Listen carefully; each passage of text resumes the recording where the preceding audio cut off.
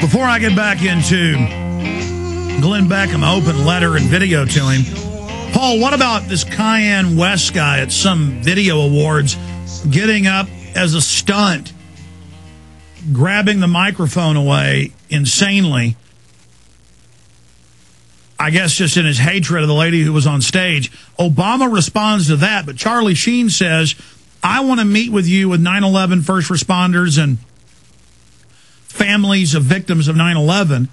And the White House says, we're going to take a pass on that meeting with you. They did respond to Sheen. He'll be talking about that coming up next hour. I mean, just talk about incredible pettiness.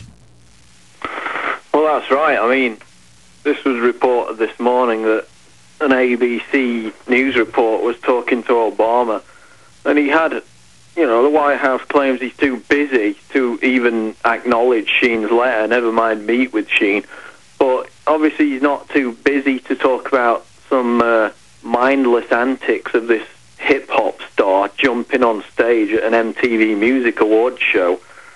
He spoke at length about that, and yet he can't even acknowledge questions that are shared by the 9/11 victims' family members that are, you know, put out in this letter by Charlie Sheen. So again, it's total hypocrisy. In fact, Obama routinely makes mindless comments about everything under the sun, yet he can't even acknowledge what Sheen's done.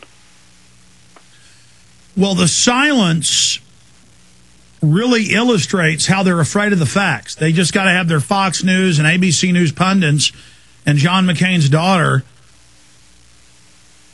come out and name call. And remember, John McCain in Popular Mechanics, in that totally debunked joke of a research book, wrote the foreword attacking me by name. I mean, they attacked me in the first page of the book. I have the Senator John McCain attacking me. That shows they're concerned about what we're doing, and they will not debate Charlie Sheen. They can't debate Charlie Sheen because 6 of the 10 commission members agree with Charlie Sheen. Well, they're scared to death of the power of the 20 questions that are outlined in his letter, and that's proven by the fact that hundreds of these hit pieces, which came out, mainly the ones over the last few days, completely invent things that Sheen was supposed to have said. They put words in his mouth so they can politicize, polarize, and make the issue partisan. They claim that Sheen said Bush planned a 9/11, and as everyone knows, you know, Bush couldn't fight his way out of a paper bag. There's no way he planned 9/11.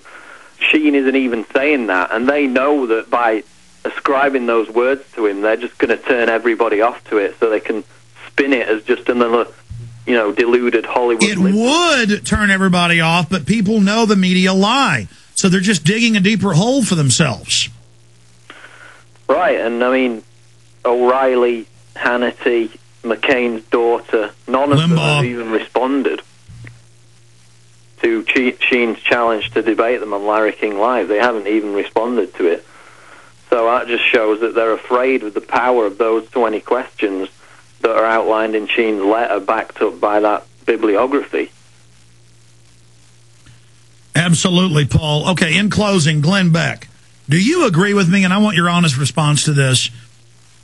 I don't spend my time bashing Limbaugh. I don't spend my time bashing people I disagree with who I think are phony conservatives. I tried to explain that Bush was just a puppet and that they would bring in a left-wing savior and then he would sell everybody out. But Glenn Beck is particularly disingenuous. Limbaugh did not support the banker takeover bill, the banker bailout. Michael Savage, Sean Hannity didn't support that. Beck made more trips than any other talk show host to meet privately with Bush. That's on record. He brags about it. Beck, when Ron Paul had a chance to win, he came out and really killed the campaign and said, this guy's dangerous. His people talk about bombs. He twisted the thing about money bombs. He still badmouths him on radio. He's very two-faced, is what I don't like about Beck. And now they have put him as the leader of the resistance to Obama, controlled opposition. So in 3 to 4 years, when they put a Republican in, there won't be real revolution. And so Beck can steer everybody.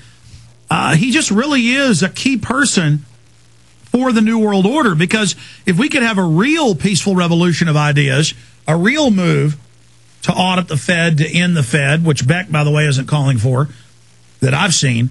He supports the Federal Reserve and says they're great. And then badmouths them at the same time. I mean, can't people see Beck is there to co-opt and control things?